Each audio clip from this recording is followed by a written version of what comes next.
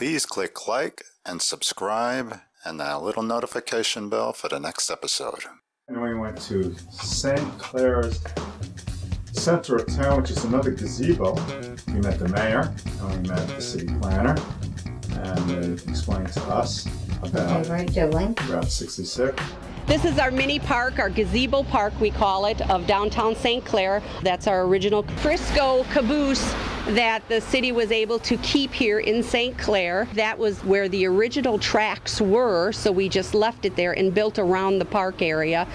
We're in St. Clair right now. We're standing in the town's gazebo with Jim and Ron, and we got the mayor and the city administrator. St. Clair was established in 1843. It has a lot of heritage, a mining town, the railroad, Route 66. Route 66 is very popular. I'm even wearing my Route 66 shirt. Nice. How about that? But it does have a lot of history and a lot of heritage. We're proud of it. And the city really kind of builds on Route 66. And in fact, back in the 1980s, we built our new city hall right on Route 66. Yeah, I heard that you are going to have a Route 66 rummage sale. Could you tell us a little more about that? Yes, that starts Thursday and it runs through Sunday. There's miles and miles of rummage sales on Route 66. Yeah, I heard that it goes all the way up to Rolla. Is that true? Yes, that's correct. So are you going to have your garage sale open and your private residence? Oh, I would have a lot of items for sale, that's for sure. Well, I'm going to have to stop by and pick something up. All right, we look forward to seeing you. And then we went to the Lewis Café.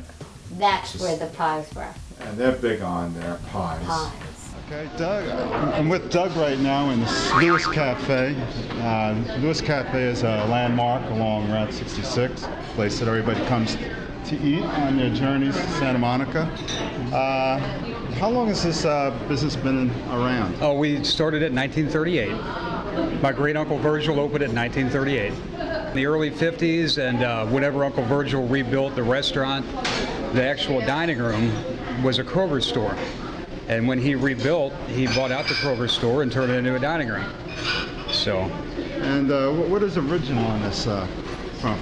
Do you have any things that are original? These stools are original. Stools original. These booths are original. Original booths? Yeah. So these date back to 1938. And we actually have photos over here in the dining room of the restaurant back in 1938.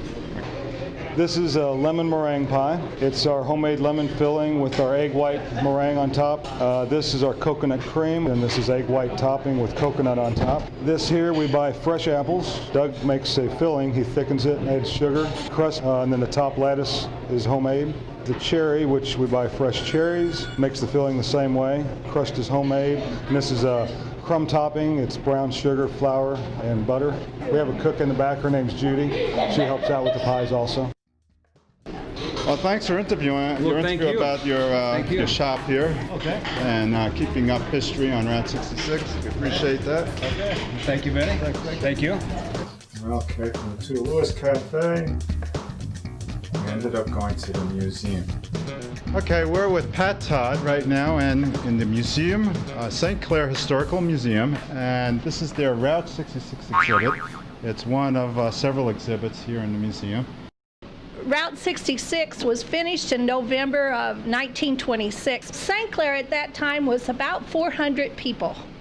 So during the rough time in the 30s, when it was very difficult for a lot of people, many people started small businesses like the Johnson Hotel, and they used materials that were found here in this area. If you'll notice the different buildings that were built, you will find that a lot of them were made out of stone. Here in St. Clair, we had the Reed service station, and the Reed still lives here. One of the interesting things about Route 66 that all the motels were built most of the time with individual cabins. So Route 66 brought prosperity to this area. Thank you very much for this little tour about Route 66 and the history of the area surrounding St.